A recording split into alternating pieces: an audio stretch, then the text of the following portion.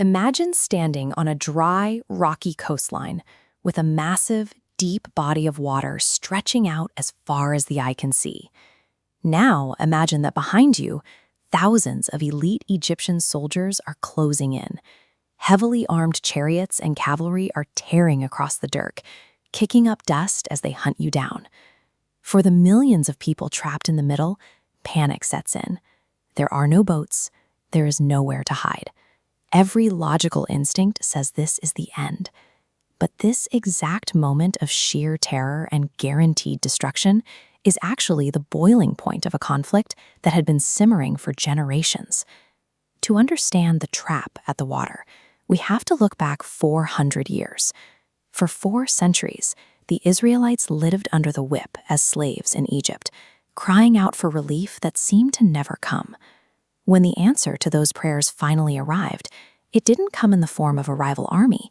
It came as an ordinary, aging shepherd named Moses, quietly hiding out in the wilderness. From a desert bush that burned brightly without ever turning to ash, God gave Moses an impossible directive: walk directly up to the most powerful king on earth and demand the total release of his captive workforce. It was a man holding nothing but a wooden staff, standing completely exposed against an empire backed by absolute military might. Unsurprisingly, Pharaoh laughed off the demand. He held total control over his domain and had zero intention of giving it up. So Egypt's control was systematically dismantled. The devastation started with their primary source of life, the lush, vital waters of the Nile River turning entirely to blood. Then came the swarms. Millions of locusts blotted out the sky, consuming every remaining crop across the nation in a dense, unavoidable wave of horror. The plagues escalated until a final tragic night where every firstborn in Egypt died. That sweeping loss finally shattered the king's pride, forcing him to order the Israelites out of his country. Freeing a captive nation required the complete, systemic collapse of the empire holding them.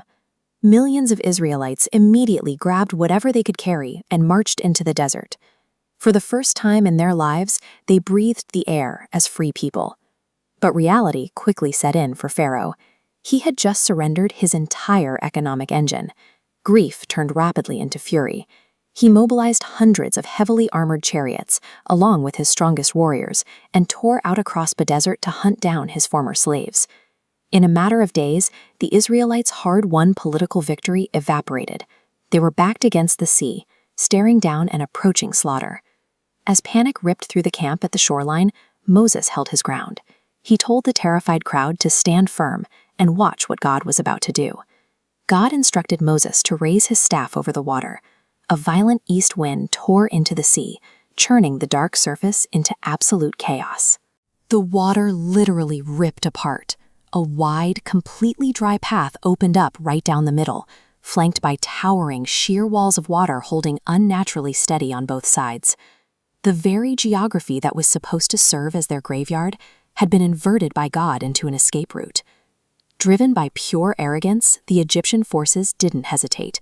They charged their horses and heavy chariots right down into the dry seabed corridor in blind pursuit. They waited until the very last Israelite stepped safely onto the far shore. Then, God told Moses to stretch out his hand one more time. The unseen force holding the sea apart vanished. Thousands of tons of water violently crashed inward, entirely swallowing the chariots, the horses, and the soldiers. The most feared military force on earth was erased in seconds by the precise physical obstacle they assumed would secure their victory. On the opposite shore, the Israelites stood completely free, watching the threat wash away. Their survival proved a simple, enduring reality. When every human option is exhausted, God can make a way.